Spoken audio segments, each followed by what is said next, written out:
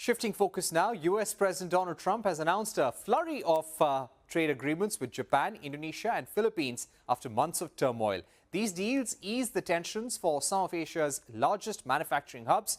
A deal with India remains stalled, and sources have said that any deal before the August deadline is unlikely. President Trump announced a deal with Japan that will involve the U.S. imposing a 15% tariff. This is less than the 25% tariff announced earlier. More importantly, automobile imports from Japan will attract a 15% tariff. All other nations face a 25% tariff. This is crucial for Japan as automobiles account for 30% of all shipments to the U.S.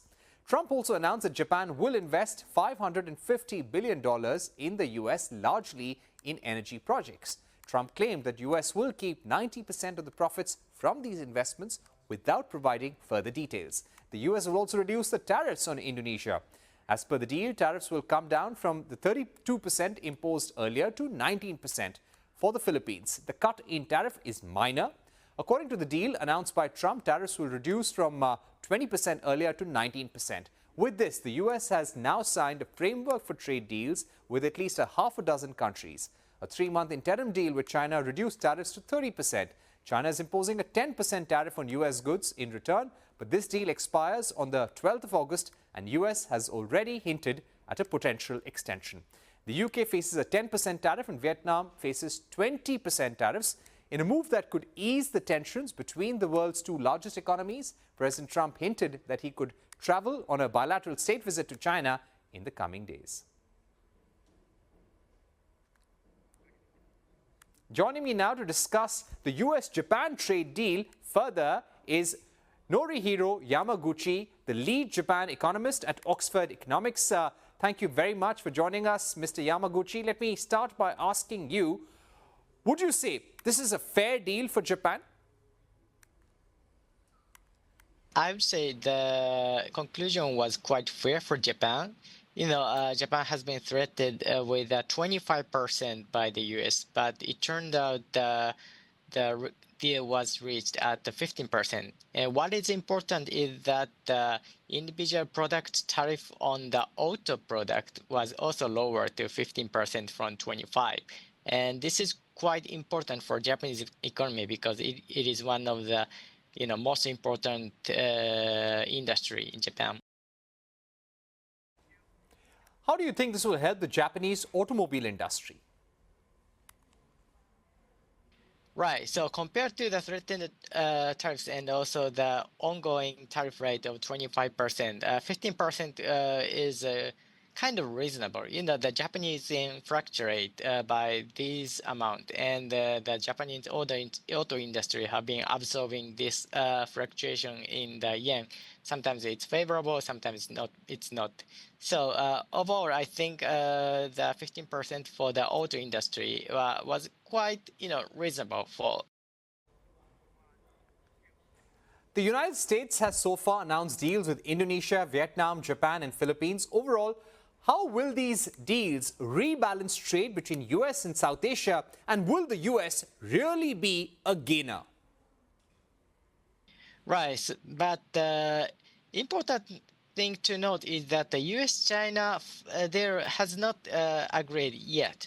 And also the US and the EU are still doing the negotiation. So with this in mind, probably the global trade policy uncertainty is likely to remain, which will limit the global economic growth.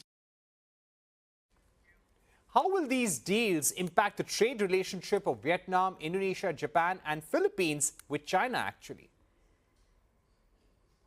So with China, I don't think there will be a significant impact in terms of the relationships. And what's more important is that whether China will increase exports to this country because they are still facing the high tariff rate in the States. And if that things continue to happen, then there could be a diplomatic tension between China and other neighboring economies. Japanese Prime Minister Shigeru Ishiba is likely to resign after his coalition lost majority in the election to the upper house of parliament. How does this impact the implementation of this trade deal? Right. So actually, this U.S. Japan trade negotiations was his raison d'etre for being the prime minister, even after defeating. And now this negotiation has concluded. I think he will resign rather quickly, as early as in August. But the package is already signed, so I think this will stay there. Considering the volatile political situation in Japan right now, who is likely to take over as Prime Minister, and is a general election close?